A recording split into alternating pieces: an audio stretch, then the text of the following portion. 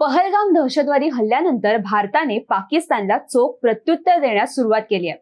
पंतप्रधान नरेंद्र मोदी यांच्या अध्यक्षतेखाली झालेल्या बैठकीत कठोर निर्णय घेण्यात आले, ज्यामध्ये सिंधू पाणी करार स्थगित करण्याचा निर्णय देखील समाविष्ट आहे.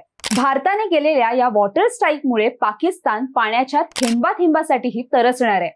नेमका याचा काय परिणाम होईल? सिंधू पाणी करार आहे तरी काय, तेच या व्हिडिओच्या माध्यमातून जाणून घेऊयात.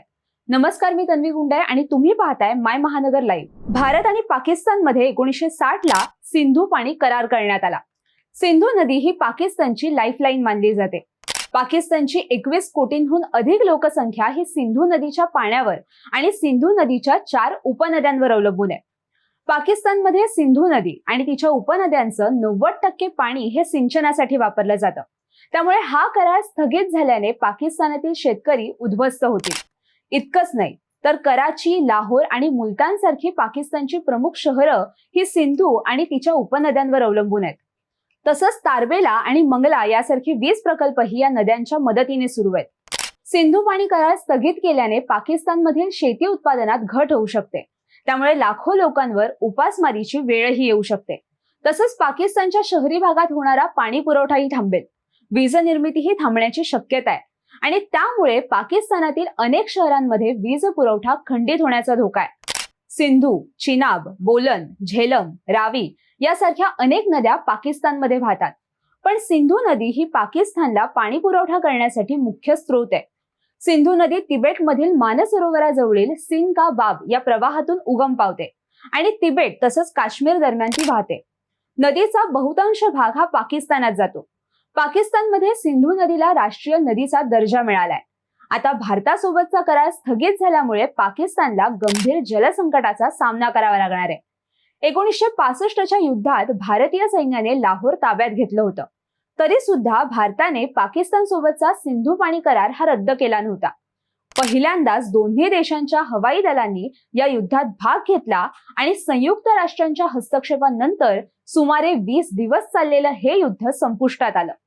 यानंतर 1971च्या युद्धात भारताने पाकिस्तानचे 2 तुकडे केले आणि बांगलादेशचा जन्म झाला.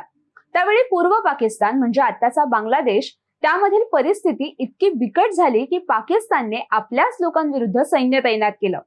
पाकिस्तानी सैन्याने पूर्व पाकिस्तानातील रहिवाशांवर अत्याचार केले आणि त्यामुळे भारताने 3 डिसेंबर 1971 रोजी पाकिस्तानी सैन्यावर हवाई हल्ला केला.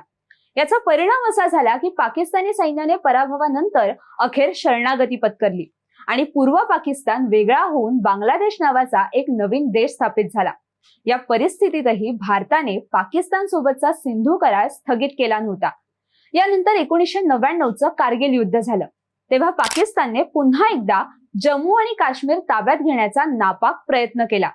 त्यावेळी भारताने ऑपरेशन विजय सुरू केलं आणि पाकिस्तानी सैन्य आणि घुसखोरांना हाकलून लावलं. यानंतर पुलवामा आणि उरी हल्ल्यानंतरही भारताने आपला संयम राखला आणि पाकिस्तान सोबतचा हा पाणी करार रद्द केला नाही. पण आता भारताने कडक पावलं उचलत सिंधू पाणी करार बंद केलाय. सिंधू पाणी करार काय आहे तेही पाहूयात. सप्टेंबर 1960 मध्ये कराची येथे तत्कालीन भारतीय पंतप्रधान पंडित जवाहरलाल नेहरू आणि पाकिस्तानी लष्कराचे जनरल अयूब खान यांच्यात सिंधू पाणी करार झाला होता. 6 दशकांपूर्वी झालेल्या सिंधू पाणी कराराअंतर्गत भारताला सिंधू आणि तिच्या उपनद्यांमधून 19% पाणी मिळतं. पाकिस्तानला सुमारे 80% पाणी मिळतं. 1960 मध्ये भारत आणि पाकिस्तानमध्ये सिंधू खोऱ्याचे 6 नद्यांमध्ये विभाजन करणारा हा करार झाला. या कराराअंतर्गत दोन्ही देशांदरम्यान दरवर्षी सिंधू जल आयोगाची बैठक आयोजित केली जाते. आता याबाबत शेवटची बैठक ही मे 2022 मध्ये नवी दिल्ली येथे झाली होती. भारत आणि पाकिस्तान यांच्यात पूर्वेकडील नद्यांवर भारताचा अधिकार आहे, तर पश्चिमेकडील नद्या या पाकिस्तानला देण्यात आल्या. हा करार जागतिक बँकेच्या मध्यस्थीने झाला. सिंधू नदीच्या जलप्रणालीमध्ये मुख्य नदी तसेच 5 उपनद्या समाविष्ट आहेत. यामध्ये रावी, बियास, सतलज, झेलम आणि चिनाब यांचा समावेश आहे. या नद्या सिंधू नदीच्या डाव्या बाजूला वाहतात.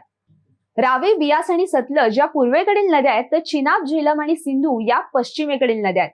या नद्यांचं पाणी भारत आणि पाकिस्तान दोघांसाठीही महत्वाचं आहे.